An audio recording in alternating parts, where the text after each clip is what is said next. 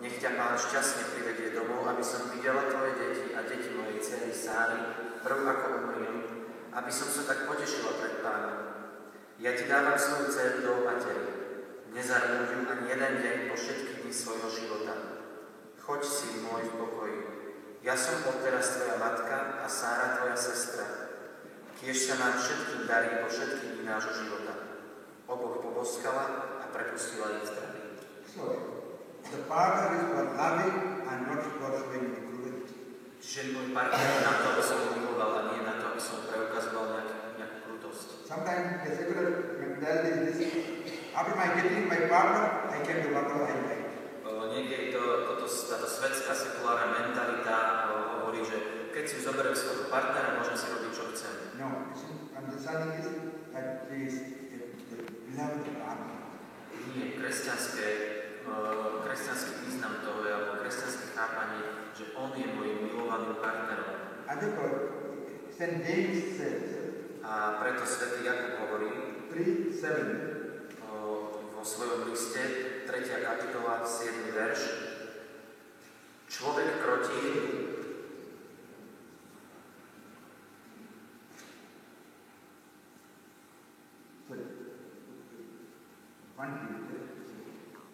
takže je to 1. Petrov list, 3.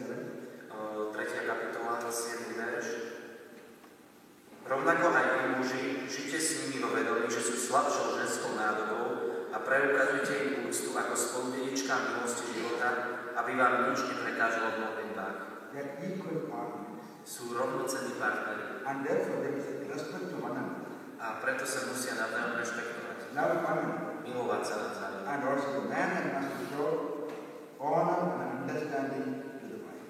A preto musí aj muž preukazovať úctu a pochopenie svojej manželke. And only if the man shows this, only then she will be happy. A iba vtedy, keď to muž preukáže, iba vtedy bude žena šťastná. If the man does not show his respect and love and honor to the partner, then after some time there will be wrong attitudes to become.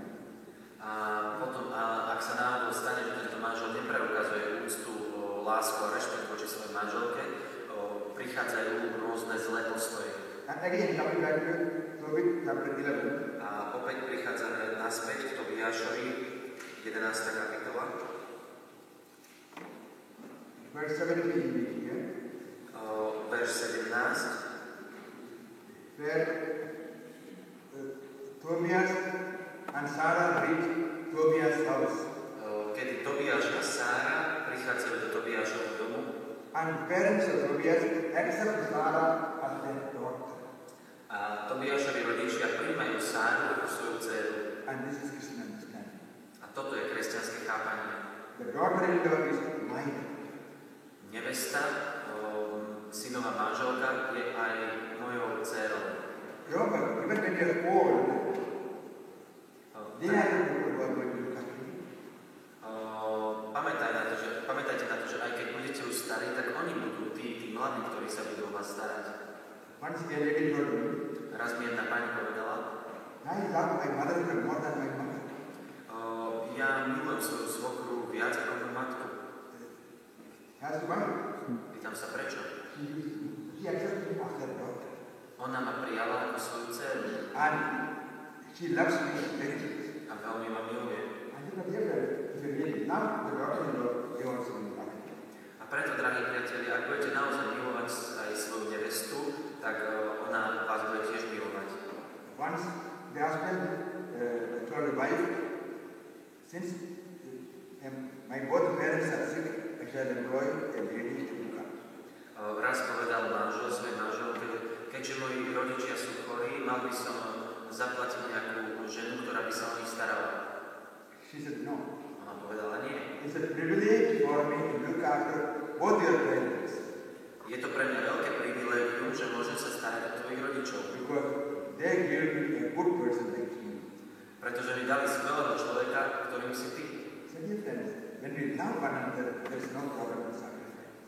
A preto, drahí priatelia, keď milujeme jeden druhého, nie je žiadny problém v tom, aby sme sa dokázali obetovať.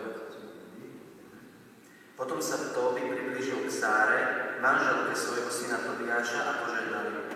Vítaj Vítam ťa, dcéra moja. Nech je zvelebený tvoj Boh, ktorý ťa priviedol k nám, dcéra. Nech je požehnaný tvoj otec a nech je požehnaný tvoj syn Tobiáš a buď požehnaná aj ty, dcéra moja. Vojdi do svojho domu v zdraví, s požehnaním a radosťou. Vojdi, dcéra moja. We find in 1 Corinthians